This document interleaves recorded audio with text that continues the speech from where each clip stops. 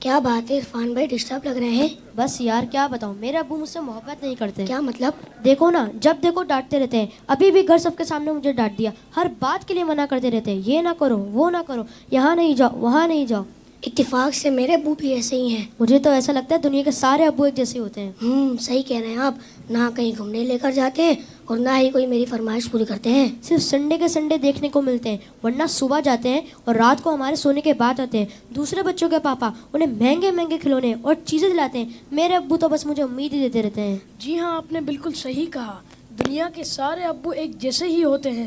وہ خود سے زیادہ اپنے بچوں اور فیملی کا خیال رکھتے ہیں. کیا آپ نے کبھی یہ سوچا کہ کیا ان کا دل نہیں کرتا ہوگا کہ وہ بھی گھر میں رہیں، سکون سے بیٹھ کر آرام کریں؟ پتہ نہیں، شاید چاہتا تو ہوگا. اور جہاں تک بات ہے آپ کی فرمائشوں کی، تو ان کی سیلری ہی اتنی کم ہوتی ہوگی کہ وہ چاہ کر بھی آپ کی فرمائشیں پوری نہ کر پاتے ہوں. ہو سکتا ہے ہماری ضرورتیں پوری کرنے کے بعد ان کے پاس اتنے پیسے ہی نہ بچتے ہوں کہ وہ ہماری فرمائشوں کو بھی پورا کریں. میں نے اس طرح سے کبھی سوچا ہی نہیں. اور جہاں تک آنکھیں دکھانے کی بات ہے تو یہ بھی ان کی مجبوری ہے کہ ان کی ڈیوٹی ہے کہ وہ ہمیں ہمیشہ بری باتوں سے روکیں اور اچھی باتوں کی ترغیب دیں. اچھا فیضان بھائی، یہ بتائیں آپ کی ضرورتوں میں کوئی کمی آئی ہو؟ نہیں تو بالکل بھی نہیں. کبھی ایسا ہوا کہ آپ بیمار ہوئے ہوں اور آپ کے ابو کو آپ کی فکر نہیں ہوئی؟ ہماری بیماری میں سب سے زیادہ پریشان ہونے والے ہمارے ماں باپ ہیں. آپ کے ابو چھوڑ کر کہیں گھومنے چلے گئے ہوں؟ نہیں تو کبھی نہیں. کبھی ایسا ہوا کہ آپ کے ابو نے خود تو کچھ اچھا کھایا اور آپ کو نہ دیا ہو؟ کبھی نہیں. اگر کوئی اچھی ڈش کم ہوتی ہے تو وہ ہمیں دے دیتے ہیں اور کہتے ہیں تم کھا لو، میرا دل نہیں چاہ رہا. اگر یہ پیار نہیں ہے، محبت نہیں ہے، تو پھر کیا ہے؟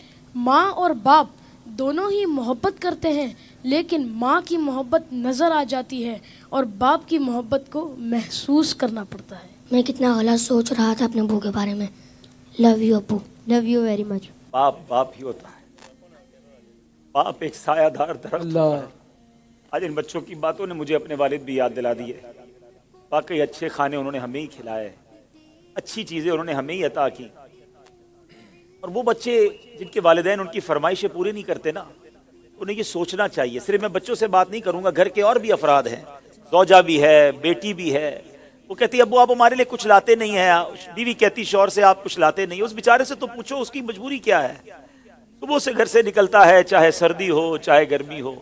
کوئی موٹر سائیکل پر جاتا ہے، کوئی بس پہ بیٹھ کے جاتا ہے، کوئی دو بسیں بدل کے جاتا ہے، بارش میں بھی جاتا ہے. کیوں جاتا ہے؟ کہ چھٹی کروں گا تو تنخواہ کم ہو جائے گی.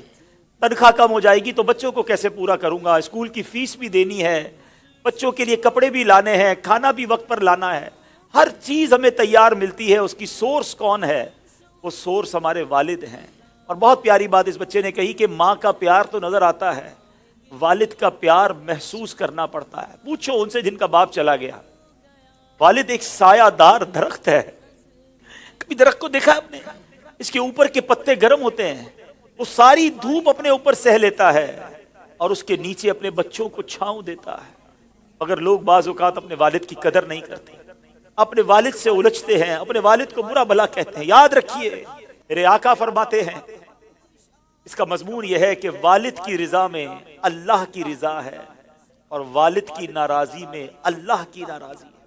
کبھی اپنے باپ کو ناراض مت کرنا. اگر وہ بوڑھے ہو گئے ہیں تو اب تمہاری باری آئی ہے، ان کی خدمت کرو. انہیں یہ احساس دلاؤ کہ اب میری باری ہے آپ کی خدمت کرنے کی. ہم اپنی ماں کو تو کہہ بیٹھتے کہ ماں میں تم سے بہت پیار کرتا ہوں. میں ساری دنیا کے بچوں سے پوچھتا ہوں کہ کب اپنے باپ کو کہا تھا کہ ابو آئی لو یو، والد صاحب میں آپ سے بہت پیار کرتا ہوں. آپ دنیا میں آج میں جو کچھ ہوں ابا جان میں آپ کی وجہ سے ہوں. یہاں تک پہنچایا مجھے آپ نے ہے. ارے جس نے انگلی پکڑ کر چلانا سکھایا، جس نے ہر مشکل میں کہا گھبرانا نہیں، میں تمہارے ساتھ ہوں. کہیں پھنس جاتا تھا تو ابو کے پاس آتا تھا، وہ کہتے بیٹا میں سنبھال لوں گا. اب وہ جب چلے گئے اب پتا چلتا ہے کہ کون ہے جو سنبھالے گا. بچپن اور بڑھاپا برابر ہوتا ہے. جب ہم چھوٹے تھے ہم نے بڑی ضدیں کی، ہم نے بہت اپنی باتیں منوائیں.